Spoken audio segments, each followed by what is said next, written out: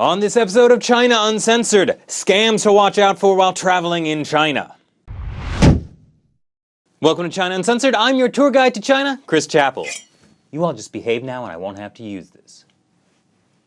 Okay, so China is one of the most beautiful places on Earth. I encourage you to visit just for the love of God. Don't say anything politically sensitive and you'll be fine. Well, and as long as you watch out for these scams. By the way, remember that in China, 911 is 110. So here are my top 5 scams you may encounter while in China. Number 1, an invitation to tea. This one would get me. I'm a sucker for tea, especially at the bequest of a Chinese official. So you're in a famous tourist site like Tiananmen Square in Beijing. A pretty girl comes up to you and speaks pretty good English. Now that would be my first warning. I mean, why would a pretty girl want to talk to me?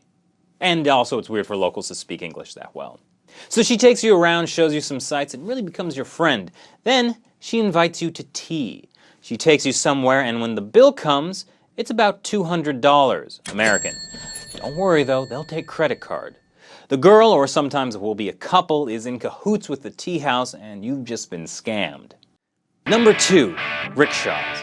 Wouldn't it just be so picturesque to ride through the streets of Beijing on a rickshaw? No. This is pretty common around Tiananmen as well. Basically, you want to be extra careful around any tourist spot or train station. So you see a rickshaw with a sign that offers a ride for 10, 20, 30 yuan. Then they take you away from the main roads and demand 300 yuan instead. Sometimes they can get even a bit threatening. Number 3, art students. Apparently in China, studying art goes hand in hand with studying English because anytime a struggling art student comes up to you, they always somehow speak perfectly good English. They'll ask you where you're from, wherever you're from is their favorite place, hit you up for some chit-chat, and then mention they just happen to have some of their work on display nearby. Basically, they take you to some rundown stand nearby where they have some scrolls, usually cheap reprints of famous works, and they try and sell you some. Or they'll offer to write your name in calligraphy, and it will be super expensive. They'll tell you after they've written it. This isn't really that bad of a scam because a reprint can still be a pretty nice painting, and it will often be cheaper than you can buy it elsewhere in the West. But again, just be quick with the dollar-yuan conversion or you might end up spending way more than it's worth. Number 4, black taxis. Again, this happens a lot around tourist sites or train stations. They'll seek you out. Basically, if someone comes up to you without a reason, you know something's wrong. And they'll offer you a ride in their taxis. They aren't real taxis. Their meters are rigged and they'll usually charge you double or even triple the rate. And if they don't even bother turning their meter on, just get out of the car. If they try to tell you it's broken, just get out of the car. Number 5, counterfeit money. Watch out for this. You'd be surprised how much of a problem this is, and it relates to most of the previous scams. So say you've fallen for one of these scams and you've given the taxi driver or the art vendor the cash and they say to you, hey, 3 of these notes are fake. Well, it doesn't matter if you got them in your home country. What you've realized is that you've turned your back on them for a moment and they've had plenty of time to swap out your real money for counterfeit bills. So do you call the police and take the time to deal with that when you probably are very tired from traveling and no one really speaks your language anyways? Yeah, you'll probably just give up and pay the taxi ride that's now become almost $100 more than it should have cost you.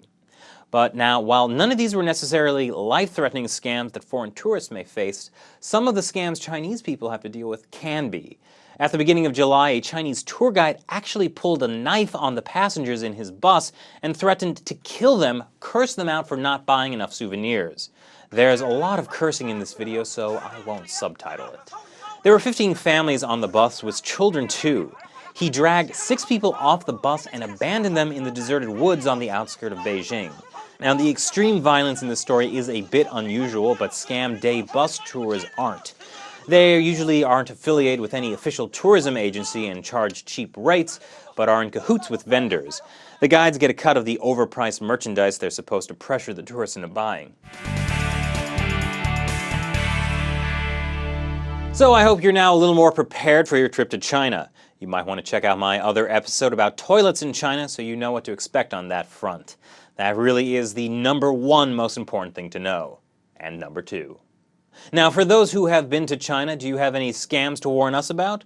Are they different to the scams in other places? Tell us your stories in the comment section below or on China Uncensored's Twitter or Facebook. Thanks for watching. I'm Chris Chappell. I'll see you next time, and remember, be sure to buy enough souvenirs.